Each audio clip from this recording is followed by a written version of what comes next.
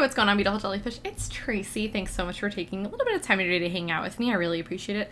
I just realized that my mug matches my shirt and my headband, and I did not do that on purpose. And this is a mug gift from a student, and it says Best Pet Mom.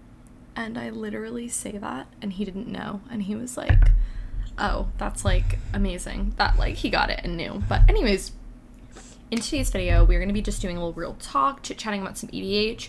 I have Zelda in here. She's like off to the side in her cat tunnel, happy as anything. I don't understand how she can just be in there and like be fine and chilling. I don't know. It just doesn't seem like the most comfortable place. She loves it. Leia, who knows where she is. She doesn't really love to like hang out in here. She doesn't like to nap in here, you know? Anyways, and it's about their nap time, so. Anyways, let's just jump into this. We're talking about some Commander stuff in today's video, and originally I was actually going to do this as a more like, kind of like more structured like video in the sense of me like sitting down and being like, these are ways that I'm going to tweak my Commander decks, and then I just wanted to make it more casual. I wanted to make it more of like a real talk kind of thing, and basically kind of like talk to you guys about where I'm at with all sort of stuff. And yeah, let's just jump into it. So basically, I have been kind of like at the point for a little bit now about, and I would say, and it's funny because I feel like some people over like the pandemic were like, you know, sold out of Magic, or they were like just really focusing on making their Commander decks better. And I wasn't really like in that position of trying to be like, let's figure out ways that I can make my Commander decks better. I wasn't really thinking through, like I wasn't thinking about that, I would say, because we really just weren't playing Magic at all. I wasn't really playing much Commander at all. If anything, Paul and I would play like 1v1 and we would like film some games. But that was really it. And then we just recently got back into starting to play Magic again, which has been really great. And I would say that going from where I used to play Magic here in Texas at Mage's Sanctum and now going to play Emerald Tavern, I can definitely see that there's a little bit more of a competitive sort of mentality when it comes to Commander. And I've said this multiple times, but I have zero desire to ever get into CEDH or competitive Magic at all, ever in my life. But that's not to say that I don't want to do powerful things in Commander. I just would never want to be on like that super high level, because that would just require me to just really dump a lot of money into really basic Commander staples. And it would just require me to play things that I wouldn't necessarily want to play. But with that being said, I definitely feel like I'm at the point where I'm ready to like make my decks just a little bit more competitive. And so basically, I would say what I'm kind of doing, because I'm a little bit overwhelmed, if I'm being honest with you, because it's definitely feels like a big shift of like taking decks that you've had for a really long time and then just, you know, taking cards out that maybe you like. And I think that's kind of like one of my points, and one thing that I was talking to Paul about that I've gotten so much better at is I've gotten like so ruthless with my things.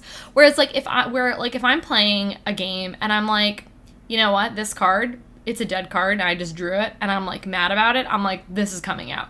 And it might be one of those things where I might be thinking about that card prior. It's not usually a flat out, oh my gosh, I need to take this out. Like, this is the first time I've seen this card, whatever. It usually is a buildup of like, I've been thinking about taking that card out. And this happened in my Riku game with one card in particular, and I was like, this absolutely needs to come out. It does not fit the theme of the deck. And I was just like, I think it fit the original theme of what I was doing, but now it just doesn't anymore. So I was like, okay, that needs to come out. And also the CMC, it was so much. And that kind of lends itself to like my next thing, which was like, I'm really way more focused on like my CMC, I would say, now than I ever have been really before, because I think before I was like, oh, it's okay to have like a couple things at higher CMCs, which like I still feel that way, but I think my curve now, I'm just focused on making it so much lower, where I'm really focusing more in my early game and making sure that I'm from turns like 1 to like 5, I think I'm really focusing on those turns, if that makes sense. I'm really focusing on what things I can do then, and I'm doing this by focusing on my mana acceleration, by focusing on my card draw. Those are like a couple of things that I'm really trying to do, and I think I sat down with like Avacyn and I was like, this deck has like no card draw in it, which is just not okay. And so I sat down and I went through like a ton of artifacts and a ton of mono white things that I could run that would be card draw stuff, and then I put those on a list and I went and got a couple of them, and you guys haven't seen this video yet. I don't know which one video you're actually going to see first, but I do have a haul that's coming up and I talk about a couple of card draw cards that I got for that deck in particular. And so I think now I'm just a way better deck builder. And it's way easier for me to just sit down and like now be like, oh, these are the staples. These are cards that I'm going to run. And whereas before I think it was just like, oh, I like this card, or oh, I have this card on hand, or whatever. And I think like sometimes I just settle for mediocrities where I'm just like, oh, I already have this card. Let me just run it. And then in the back of my mind, where if I do that now, it's like in the back of my mind, I'm like, okay, there's definitely a better card that exists. I definitely need to get that and purchase that when I get around to it. So I think another thing as well is I feel like I focus a lot on, like, I love foil Magic cards, of course, and so a lot of times I'll be like, oh, I love this card, I want to get this card in foil, and I haven't been thinking about cards that are just going to make my commander decks better as much. And I think I'm just at that point where I'm like, you know what, I just need to get this because this is just going to make my deck better. And I think I'm still at the point where I'm like, certain cards are just so hard for me to like purchase because I'm like, Tracy, this is just still so much money to spend on one card. And I feel like the thing is if I could realistically go in and like get that card as like my monthly Magic budget, because I have a monthly Magic budget, and I like could do that, but then instead I'm like, oh, but then I could go in and get like 10 cards that I need in foils, and like I'd rather get the 10 cards in foils. And I think I just need to get better at like being like once a month, like let's get a commander staple that's just going to make it better. So like a card in particular is like Ancient Tomb. I only own one Ancient Tomb, and it's actually in Angels, and I want to get one for a lot of decks, if not everything. Leia, think on your choices. This is not a good choice. Nope, bad choice. Bye. Goodbye. Option number 1 from Leia. Let's see how many more times we get up there. If she interrupts again, I will kick her out. But I feel really bad because Zelda's not doing anything wrong. Which normally it's actually the opposite. Normally Leia's doing nothing wrong and then Zelda ruins it for the both of them, but she just jumped in her bag, so hopefully she'll chill out. Okay. And the other thing, too, is when they do this, I always lose track of what I'm saying. I think I was talking about purchasing cards, like Ancient Tomb and things like that. So anyways, I need to get that for a ton of my decks. I also want to get, is it Mana Crypt? What's the one that taps for 2 mana? That's 0 mana. Is it Mana Crypt? I think that's what it is. And Mana Vault's the other one. I want some Mana Crypts, but they're expensive. And I think my thing is with that card is I think if I owned one, and I've never done this before, is I would probably put it in a sleeve and then change it out in decks. Whereas I've never done that before with anything. Even cards that I have that are more expensive, I've always been like, oh no, it's fine, I'll just go and get another one of that card or whatever. So yeah, I think that's been something I've been really prioritizing is like card draw, my mana base, and my like just staples that are just gonna like put my deck slightly over the edge.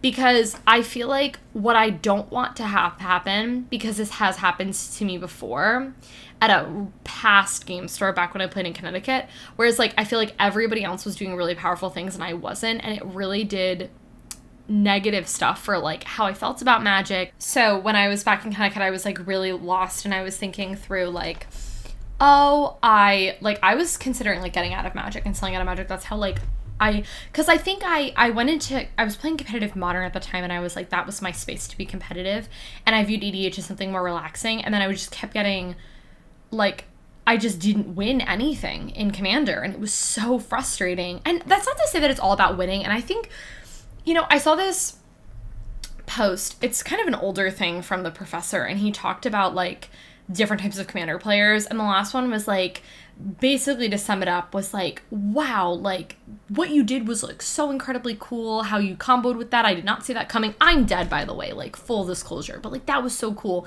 And I think like for me, that's like where I want to be, where I don't want to feel like I've done nothing and I've been unsuccessful in a Commander game. Like to me, it's not, I don't define like a Commander game and like how if I win or not as like me being successful. I count it more as like, did I do something? Did I put pressure on the board?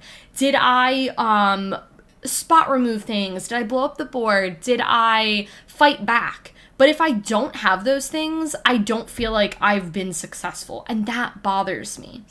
So I feel like that's kind of where I don't want to be in that space. And I feel like I've gotten to the point where like everything is like slightly, I don't even want to say the word competitive, because I feel like that puts a really different twist on what I'm trying to say, but it's something that's like maybe powerful is like the right word. But even if like we're sitting down playing a 5, like I want it to be a pretty solid 5. You know what I mean? I don't want it to be like a low 5 because I think that power scale is really interesting.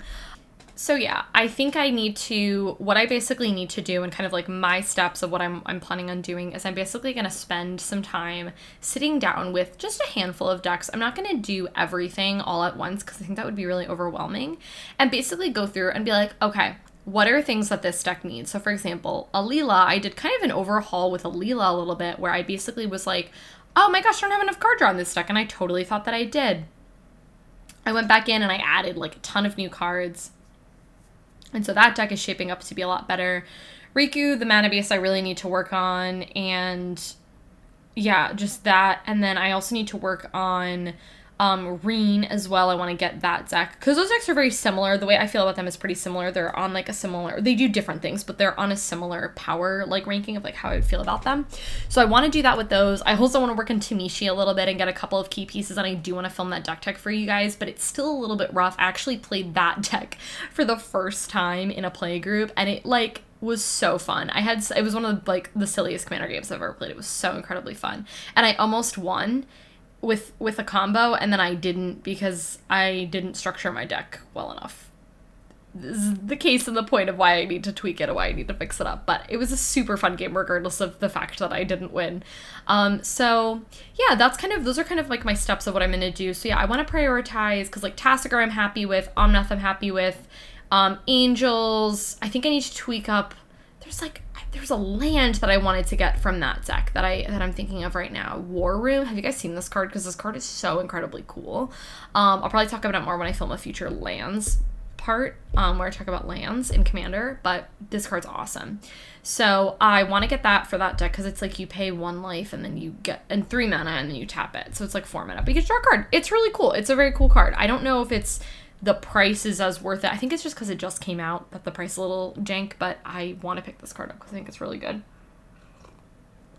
Just stuff like that. Just a couple of things. And I feel like, to be honest with you, I think a lot of times when people think about like making a powerful commander deck, they think that it means that, you know, you might be running cards that are really good that are just more affordable. You know what I mean? I think that a lot of people think that, yeah, there are definitely staple cards that are going to make your deck obviously a lot better, but like you can definitely do stuff with budget things or like builds the majority budget deck and then get a couple of higher power level cards that are just a little bit more expensive and make a really great commander deck out of it. So or get a precon and then tweak a precon, you know, that's like totally an option. So anyways, guys, that is everything. I really hope you guys enjoyed this real talk, and I'd be really curious to know what you guys are kind of up to in the sense of like, you know, how you guys are doing with like, you know, building commander decks. If you're planning on making your decks any better, what are some staple cards that you feel like are just really great, that you're, you know, wanting to pick up soon. So I'd really like to hear that in a comment below.